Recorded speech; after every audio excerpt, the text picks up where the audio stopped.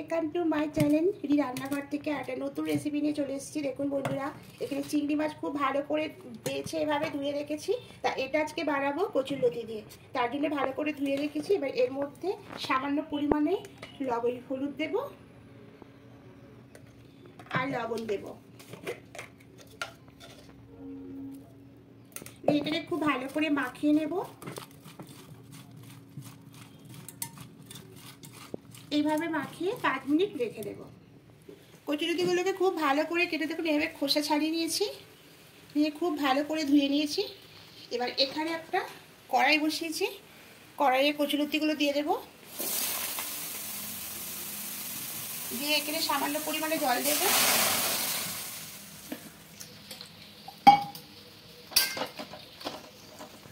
প্রথমে কচুরলতিটাকে এভাবে সেদ্ধ করে নিতে হবে, খুব বেশি সেদ্ধ করলে হবে না, সামান্য একটু সেদ্ধ করতে হবে।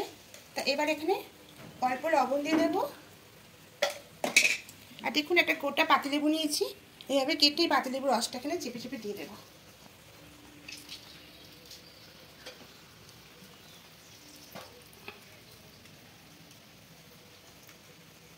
দিয়ে এইভাবে খুব ভালো করে মিশিয়ে নেব,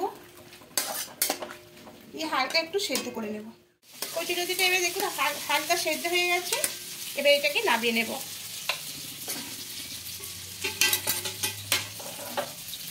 নামিয়ে এর মধ্যে ঢেলে নেব। এইভাবে রেখে জলটাকে পুরো একদম ঝরিয়ে নেব। সর্ষের তেল নিয়ে নেব। তেলটা একটু অল্পই নেব, কারণ চিংড়ি মাছটা প্রথমে ভেজে নেব।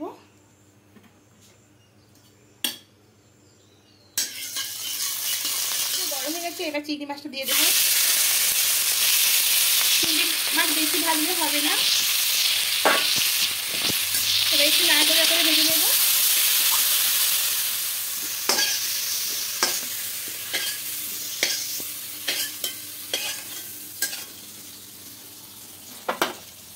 এবার এই কড়াইয়ে তেল দিয়ে দেবো। তেলের মধ্যে কালো জিরে ফোড়ন দেব, আর কিছুটা এখানে কাঁচা লঙ্কা নিয়েছি। এখন সবটা দেবো না, কিছুটা দেব। আর পেঁয়াজ দিয়ে দেবো। এখানে একটা বড় সাইজের পেঁয়াজ এভাবে কেটে নিয়েছিলাম, ওই পেঁয়াজটা দিয়ে দেবো।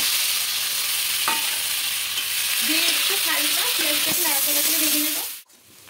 এরকম করে ভাজতে হবে পেঁয়াজটা, খুব বেশি লাল করলে হবে না। এবার এর মধ্যে আদা রসুনের পেস্টটা দিয়ে দেবো।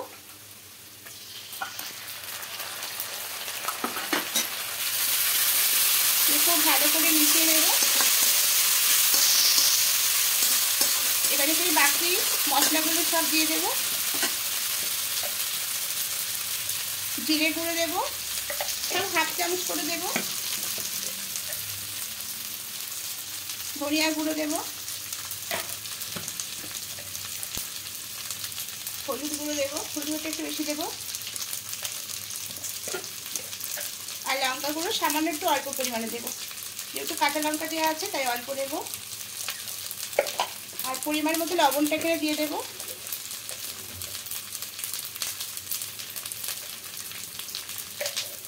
এবার খুব ভালো করে মশলার সঙ্গে মিশিয়ে নেব। খুব ভালো করে মশলাটা কষানো হয়ে গেছে। এবার এখানে চিংড়ি মাছগুলো দিয়ে দেব, দিয়ে মশলার সঙ্গে মিশিয়ে নেব। আর কচুরলতিটা দিয়ে দেব,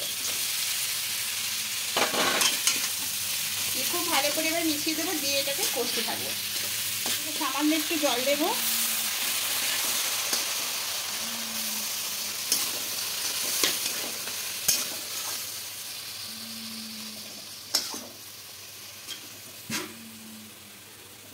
এবার ঢাকা দিয়ে দেব। এবার ঢাকাটা খুলে নেব।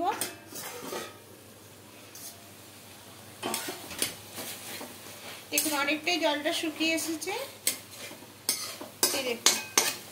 আর একটু জল আছে, এটা আরো পুরো শুকনো শুকনো করে নেব। আরো কিছুক্ষণ মিনিট 5 এভাবে ঢাকা খোলা অবস্থাতেই রাখবো। একদম কচুরলতিটা রান্না হয়ে গেছে, দেখুন জলটা পুরো শুকিয়ে গেছে।